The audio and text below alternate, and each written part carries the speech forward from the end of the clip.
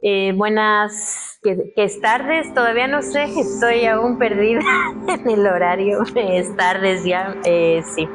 A todos, a todas, a todes, y me alegra mucho estar de nuevo acá de vuelta. Justo recordaba cuando caminaba por los pasillos que aquí fue donde comencé buena parte de esa escritura, ¿no? De ese libro, o lo que hoy es un libro, ¿no? Que fue mi tesis doctoral.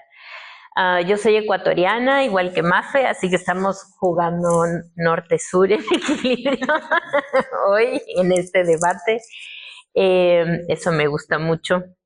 Y agradecerles la lectura generosa a Sergio, a Jairon, a Mafe, que me van a acompañar hoy, ¿no? Porque una de las cosas a veces más difíciles es poder dedicarle tiempo o un espacio a la discusión.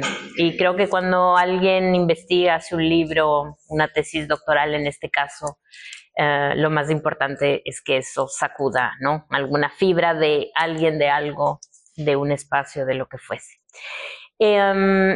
Jairo me había propuesto como contar dos cosas que luego podemos ir discutiendo o dividir como esta presentación en dos momentos que creo que y espero que pueda ser útil porque sé que son estudiantes de artes aquí, ¿no?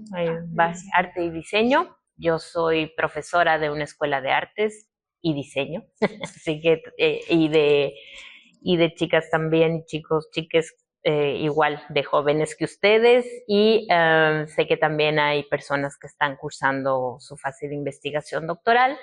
Entonces, quizá ahí la metodología o cómo arranqué la investigación, cómo eso cruza con mi propia vida, puede ser interesante, cómo fui desarrollando la escritura, eso siempre es útil, ¿no? Porque no es tan evidente como una cree.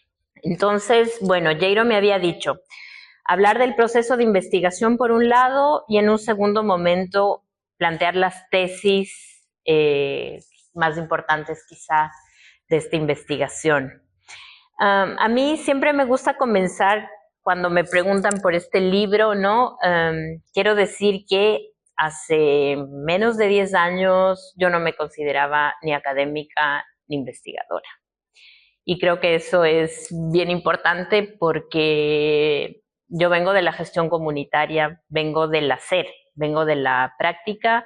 De hecho, a Mafe la conocí así, cuando yo trabajaba en un barrio del centro histórico de la ciudad, con comunidades de artesanos, de comerciantes populares, ¿no? De un barrio que todavía no ha sido como intervenido por políticas de patrimonialización en la ciudad. Quienes no conocen Quito, es una ciudad patrimonio cultural de la humanidad, entonces está atravesada por varios, o ha estado atravesada como por varios procesos de regeneración urbana. Y justamente yo trabajaba en un barrio que es un barrio donde está el mercado, uno de los mercados mayoristas, no sé cómo se dice aquí, mercados como si no existe, ¿no? Sí, sí, sí.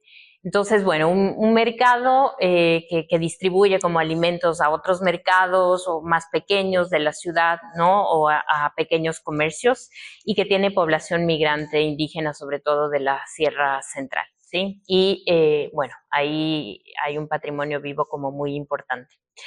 Entonces, claro, esta práctica que yo tengo durante 10 años me lleva a hacerme muchísimas preguntas. Yo no había hecho producción académica o escritura académica en todo ese tiempo. Más bien, mi formación es en literatura. Había escrito ensayos, había escrito artículos de prensa también, porque fui periodista cultural un tiempo, pero no había hecho escritura académica. O sea, de hecho, mi producción académica es de los últimos años. Y yo al principio tenía mucho miedo, pensé que eso iba a jugar muy en contra, tenía mucha resistencia a la escritura porque, no sé, pensaba que era como muy complejo meterme de un registro a otro y, y porque también, claro, genera una resistencia el propio lenguaje académico, ¿no? Para quienes venimos más de la práctica. Pero sentí que era una necesidad dar ese salto. Y era una necesidad porque aquello que se ha definido como gestión cultural finalmente no calzaba, y mi formación o la formación que yo había recibido aquí en España no calzaba con lo que realmente yo veía que pasaba en la práctica concreta, en los procesos comunitarios en los que yo había participado, ¿sí?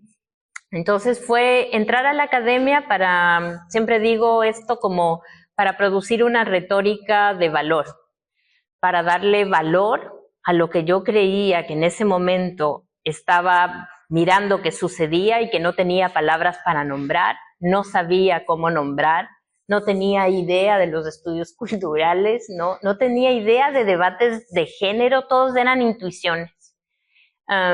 Y creo que entrar digamos, a la academia me permitió darle el lenguaje a ciertas prácticas para las que no sabía yo cómo definir, ¿no? A las que yo no sabía cómo definir. Y después tenía otras intuiciones que para mí eran claras, ¿no? Que las había vivido en la práctica. La más clara es la feminización de la gestión cultural, ¿no? Como un trabajo feminizado. ¿Y eso qué quiere decir? Que había muchas tareas asociadas al cuidado o a los trabajos reproductivos que en el campo de las artes estaban o recaían sobre todo en cuerpos feminizados y en las mujeres, ¿no? Todo lo que tiene que ver con administración, secretariado, la que pasa el café, lava la ropa, las productoras de cine que lavan la ropa de la gente que hace el rodaje, ¿no? Cuidan a los niños, de las que son madres, o sea, hay un trabajo de cuidados muy fuerte alrededor del trabajo artístico que yo misma lo había hecho. No sabía cómo nombrar, no sabía que eso era feminización del trabajo, no sabía que había una división sexual del trabajo, no tenía idea que eso era así, pero tenía una intuición y lo había vivido en mi propio cuerpo, digamos, ¿no? Entonces eran preguntas que me atravesaban la vida. Entonces por eso siempre digo que para mí la gestión cultural no es un tema de investigación, sino que me ha atravesado la vida y no es un tema, no hablo desde fuera, ¿no? Como una observadora, sino como alguien que definitivamente se hace preguntas desde la práctica concreta. Y segundo, decidí entrar a la academia por dos cosas, porque, bueno, por otras dos cosas más. O sea, una, la retórica que necesitaba crear a partir de esas intuiciones, darle lenguaje, ¿no? Segundo, porque necesitaba de alguna forma liberar el tiempo para poder, entre comillas, pensar, ¿no? Porque, claro, hay un vacío gigante de teoría o de reflexión sobre gestión cultural, más allá de los libros de estudios de caso, de experiencias escritas por mujeres. Hay muchísimos libros que recogen estudios de proyectos, estudios de caso, ¿no? Análisis, yo qué sé, de centros culturales o funcionamientos de teatros que han escrito mujeres, pero son reflexiones sobre las prácticas. No hay teoría sobre gestión cultural escrita por mujeres. Y eso tiene mucho que ver también con el tiempo y con esa división sexual del trabajo, ¿no? Entonces, claro, de alguna forma entrar a la academia a mí me permitía liberar un tiempo, que yo venía de la gestión, aunque al principio me desesperaba porque sentía que me ahogaba, necesitaba hacer, ¿no? Necesitaba estar en el barrio, extrañaba mucho eso, me costó un montón ese cambio. Y entonces para mí fue como muy importante encontrar ese lugar de liberar ese tiempo para poder escribir, y que en Ecuador tampoco es sencillo. Quien se dedica a la investigación, y algo lo digo también en la introducción del libro, no son las mismas condiciones que ocurren en países europeos o en Estados Unidos, ¿no? Donde hay una cierta comodidad, financiamiento para investigar. Claro, cuando me dicen, ¿por qué te demoraste tantos años en hacer tu investigación? Tiene que ver con que tengo que trabajar también, y esas son condiciones de clase social que te permiten hacer el trabajo investigativo dentro de unas condiciones de clase, ¿no? Y que también tiene que ver mucho con un país que no financia la investigación, que he tenido que por ahí recurrir a algunos fondos de fomento de las artes, ¿no? Para sacar pedazos de la investigación y ir parchando y avanzando como puedo, ¿no? Porque no, tampoco las universidades tienen becas para eso, ¿no? Más que pequeñas ayudas que son muy esporádicas y muy puntuales. Entonces eso también es importante. Y bueno, entonces comencé con un proyecto más o menos así, como les estoy contando, cuando me presenté al doctorado, sin saber muy bien por dónde iba. Y cuando entré a estudios culturales, una de las cosas que más me llamó la atención, y ahora pensaba en el tren mientras venía acá, que viene de la teoría de los estudios culturales, tiene que ver con la política del nombrar, ¿no? Y yo pensaba, ¿desde cuándo y por qué aparece el concepto gestión? Gestión, ¿qué era eso? No, empecé a investigar, decía, no, me tengo que ir a la raíz y pensar en gestar, ¿no? ¿Por dónde tiene que ir esto, no? Entonces, pero no tenía ni idea de cómo hacer un análisis de ese término, por qué, desde cuándo. Comencé a preguntar. Y esas políticas del nombrar me fui dando cuenta que determinaron la práctica y el modo de entender la cultura y los modos de accionar la cultura, ¿no? Que ningún concepto es neutro, ninguna palabra es neutra, ¿no? Entonces la gestión tiene una carga muy fuerte y que yo creo que ha sido resignificada también en los últimos años, ¿no? En una disputa de sentido. Y empecé a pensar al concepto gestión desde ese lugar, ¿no? La gestión como un concepto sobre el que se disputan sentidos. Y esa intuición ya me fue conectando con el tema, ¿no? Porque yo decía, bueno, entonces la gestión, empecé a hacerme preguntas. ¿Es o no un campo de conocimiento, ¿no? ¿Es técnica, es herramienta? ¿Qué es, no? Entonces empezaron a surgir varias preguntas. Y esa política del nombrar me llevó a pensar la geopolítica del conocimiento, ¿no? Cómo se construye un campo de conocimiento, cómo empezamos a usar ciertos conceptos asociándolos a determinadas prácticas. En Ecuador no se hablaba de gestión cultural hasta, digamos, ya de modo oficial o como muy formalizado, ¿no? Hasta que se crea el Ministerio de Cultura en el 2007. Esa fue la primera quizás certeza que yo tuve y después fui descubriendo que en toda América Latina fue exactamente igual, ¿no? Que la aparición de secretarías de cultura, ministerios de cultura, espacios ya institucionalizados de la cultura, llevaron a instaurar a la gestión cultural dentro del campo de las artes como un modo de nombrar a esas formas de acción cultural que antes no se llamaban gestión, ¿no? Y entonces empieza todo el cuento después de ese preámbulo, ¿no?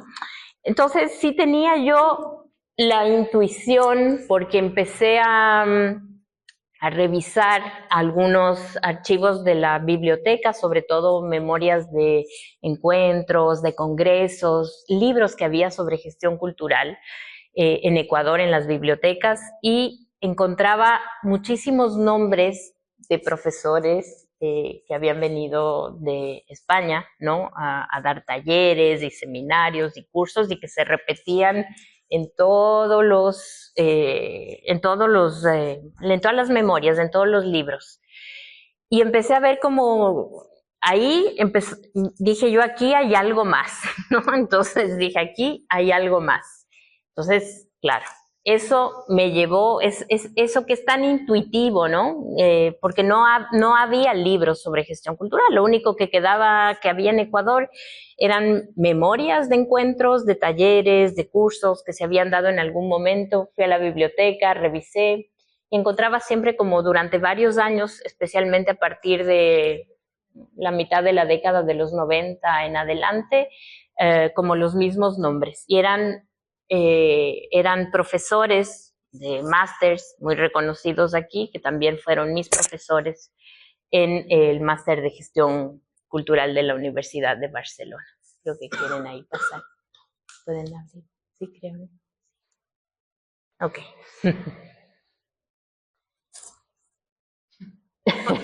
Juanpa, no apagues la luz. Bueno, así que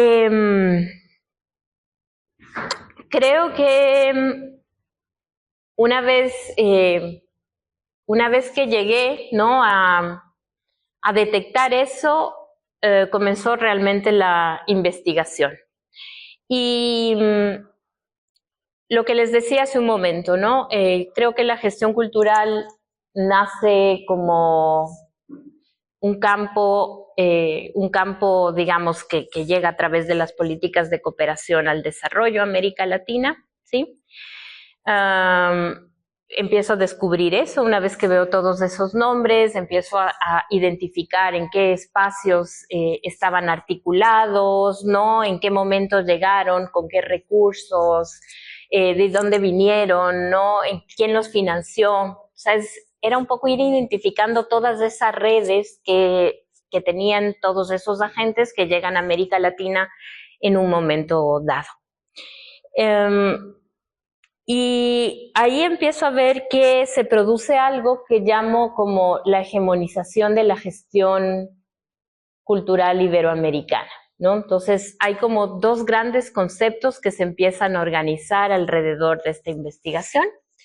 Por un lado, la gestión cultural iberoamericana y luego la gestión cultural crítica.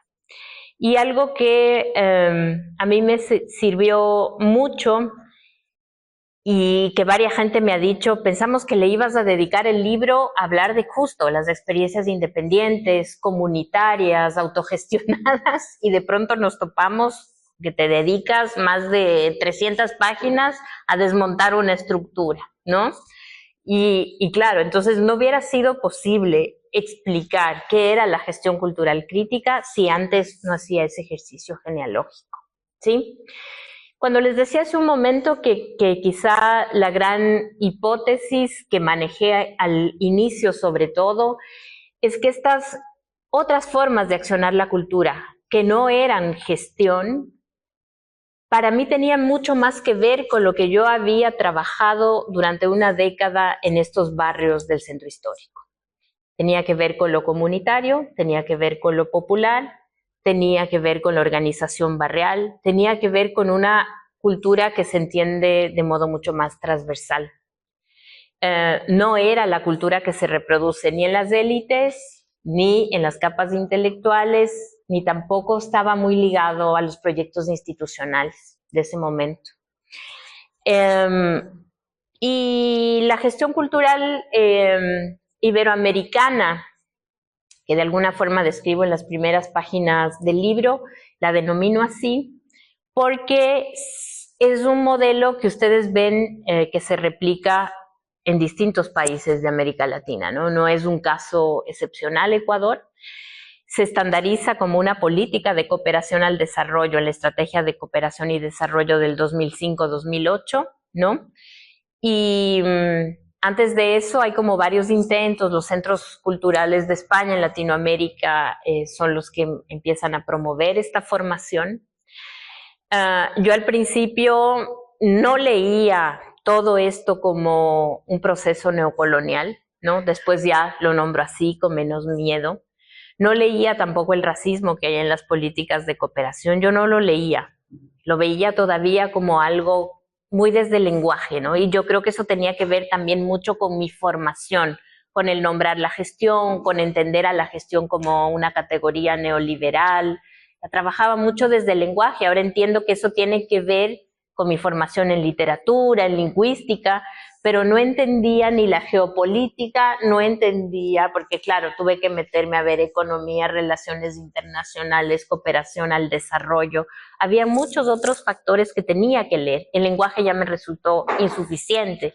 Entonces, claro, allí entendía que evidentemente siempre cuento esto que a mí me encanta porque es como muy simbólico, ¿no?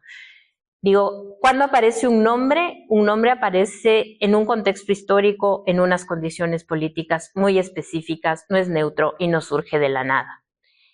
Y cuando nace la gestión cultural como campo de conocimiento, ¿no?, que es 1989, que se crea el máster, el primero en Iberoamérica de gestión cultural, que es el de la Universidad de Barcelona, ¿no?, es cuando se cae el mismo momento en que se cae el muro de Berlín, ¿no? Que te dice que es el fin de las utopías, ¿cierto? Y que es muy simbólico, ¿no? Porque es 1989, se cae el muro de Berlín y nace la gestión cultural, ¿no? Entonces, claro, ahí para mí es ya un paralelismo que es como brutal en términos de lo que eso significa, ¿sí? ¿Por qué la gestión es un concepto neoliberal? Porque implicó varias cosas. Uno, hay un capítulo que se llama así, de hecho, es la profesionalización de la militancia, ¿no? La cultura o la acción cultural se vuelve un trabajo, claro, alguien me dijo, hiciste historia de las profesiones. Digo, no hice ninguna historia de la profesión, no era esa mi intención, pero más o menos, claro, sí se ve ahí como es esa transformación de la militancia o del activismo, ¿no? Donde la cultura no es un sector, que es lo que siempre decimos, la cultura está en la vida comunitaria, en la fiesta popular del barrio, en el encuentro de vecinos, ¿no? En mucha de esa vida social que está, ¿no? Alrededor de la cultura. Pero no es un trabajo. O sea, la cultura no está asociada como a un trabajo remunerado, a unas categorías profesionales. Eso se ve muy claro que ese giro se produce en los 90, ¿no? Y con el nacimiento de la gestión que profesionaliza esa acción cultural, ¿no? Porque la cultura ya pasa a ser un sector, además de económico, donde se empiezan a generar también otros indicadores, formas de medir el impacto de la cultura, etcétera, y además un crecimiento muy grande de la inversión pública, ¿no? Que es lo que pasó aquí en España y pasa también en los países de América Latina cuando aparece la gestión, ¿sí? Entonces, lo que les decía, que me parece que es un paralelismo también entre España y América Latina, es que cuando aparece la gestión son momentos en los que se están pensando proyectos o procesos de modernización de Estado, ¿no? Los estados se quieren modernizar, aparecen más instituciones, se quieren volver menos burocráticos, más eficientes, más eficaces, y eso es neoliberalismo, ¿no es cierto? Entonces, es aparentemente reducir la burocracia, ¿no es cierto?, y volver a un estado más gerencial. Y la gestión precisamente tiene su origen como concepto en un término que adoptan el Fondo Monetario, el Banco Interamericano de Desarrollo, ¿no?, que es el New Public Management. Esa es la gestión. Y esa gestión que aparece en los documentos, ¿no?, de estas organizaciones multilaterales también llega a América Latina por vía políticas de préstamos, ayudas, condicionamientos, etcétera, y lo adoptan las instituciones culturales en los 90, que es el momento más o de mayor auge del neoliberalismo en América Latina, ¿no? Entonces, a diferencia de lo que pasa en España, quizá que conozco más, que la gestión probablemente estaba asociada a gobiernos de izquierda con un cierto estado de bienestar, hablar de derechos culturales, etcétera, ¿no? En América Latina llega en un momento en el que el Estado se reduce, ¿no? Se reduce y en los 90, claro, lo que voy registrando un poco ahí en la investigación es que a la gente que trabajaba en las instituciones le decían, tienes que aprender a hacer gestión, pero como una forma de decir, no hay presupuesto público para cultura, tienes que autogestionar recursos, ¿no? En lo privado, mediante auspicios, pero para financiar lo público, ojo, no para financiar proyectos de fuera. Y eso pasó en Argentina, eso pasó también en Ecuador, y así aparece ese concepto, ¿no?, ligado precisamente a ese momento. Entonces, por eso que está muy asociado al neoliberalismo, ¿no?, el término gestión. Y también porque tiene mucho que ver con un momento que nace en Barcelona, que es el modelo Barcelona, que sí existe. No hay gente que cree que no existe el modelo Barcelona, pero sí que existe. Existen planes, documentos, ¿no?, que llegaron a ciudades como Quito, donde ven ustedes ahí que hay una idea de implementar un modelo Barcelona en distintas ciudades de América Latina que tiene que ver con este modelo de ciudad creativa, de las economías creativas, del crecimiento urbano, el turismo, ¿no? Y que está ahí, y eso ha tenido mucho que ver también con un capitalismo que ha depredado barrios, ¿no es cierto?, territorios, etcétera, ¿no? Procesos de gentrificación, bueno, ya sabemos todo lo que pasa ahí. Entonces eso sí tiene que ver con el neoliberalismo, y eso tiene que ver con algo que le llamo Escuela de Barcelona y con el nacimiento de la gestión, que no soy la primera que le llame Escuela de Barcelona, no soy, porque ha habido ya otros colegas en América Latina que son también de mi generación, no le llaman así, pero sí es como, hay términos similares, ¿no?, que hemos manejado. Y que creo que esto como que permite, o este término Escuela Barcelona como que permite aglutinar esas distintas perspectivas. Entonces, una vez que ya descubro qué es esta gestión cultural iberoamericana, llego a este concepto, creo que lo que, no sé, ahora me quedó como siempre esa duda, ¿no?, de si no es quizá una deuda que queda en el libro haberle dedicado un mayor espacio a las prácticas comunitarias. La genealogía o las genealogías, porque no hay una sola, que intento mirar en el libro, o ese método genealógico, me permiten llegar al concepto de gestión cultural crítica, ¿no? Y ahí hago un rastreo especialmente, creo yo, desde los años 60 con mayor fuerza, tanto en Barcelona como en Ecuador, quizá un poquito antes, años 40, sí.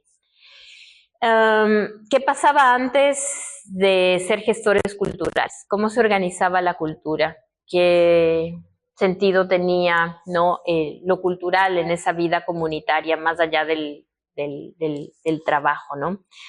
Y ahí, claro, voy encontrando genealogías diversas, ¿no? Unas que tienen que ver con la cultura obrera y popular, sin duda, ¿no? Entonces ahí hay muchas experiencias aquí. Tomo sobre todo el Ateneo Popular de Nou Barris, que me da como algunas luces para analizar todo lo que está pasando en la Barcelona de esa época. Miro ahí también cómo esos procesos, y que bueno, que Sergio ya seguramente va a preguntar sobre esto, ¿no? La gestión de los ateneos, y luego convertidos algunos en centros cívicos, los procesos barriales y comunitarios ligados al movimiento vecinal, ¿no? Que fueron muy importantes hasta la llegada de los ayuntamientos democráticos, la animación sociocultural, el rol de la teología de la liberación en los procesos de organización cultural son fundamentales, no solo aquí, sino también en América Latina. Y ahí vemos, es muy bonito eso, y siempre digo, es algo que quedó como pendiente y será un hilo que jalaré después, ¿no? Porque hay un vínculo entre Barcelona, al menos, que es lo que no conozco, no puedo decir España, y algunas ciudades de Latinoamérica, en tráfico de ideas y relaciones y vínculos de movimientos articulados a la teología de la liberación. Y ahí fue un proceso al revés, porque se llevaban algunos textos y manuales de educación popular desde aquí, desde allá hacia aquí, ¿no?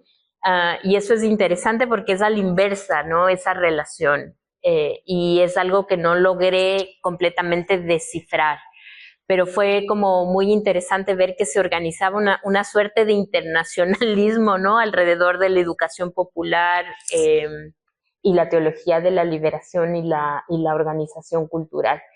Y eso se ve en Quito como con mucha claridad, ¿no?, sobre todo en algunos procesos del sur de la ciudad, donde está también los barrios obreros, ¿no? Y miro eso, y miro también la educación propia, que para nosotros es la educación intercultural bilingüe, que también estuvo articulada a la cultura, digamos, de un modo también transversal. Miro aquí lo que la lengua catalana, ¿no? El papel que tiene durante la dictadura, ¿no? Y también en todos los procesos autogestionados, ¿no? Y de defensa también de la lengua en esos momentos de autoritarismo.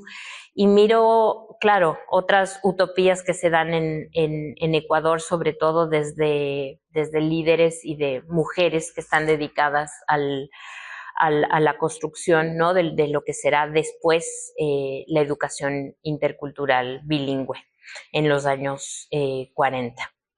¿Qué más? No sé qué más decir. Quizá conversar un poquito, ¿sí? Si quieren, conversamos y bueno, creo que hasta ahí, por ahora. Sí. Ya. Notable es el podcast de Bau Research. Este episodio ha sido realizado y editado por Ana Rebull, Celia Trujillo y Lola Valor, estudiantes del grado universitario en Diseño Audiovisual.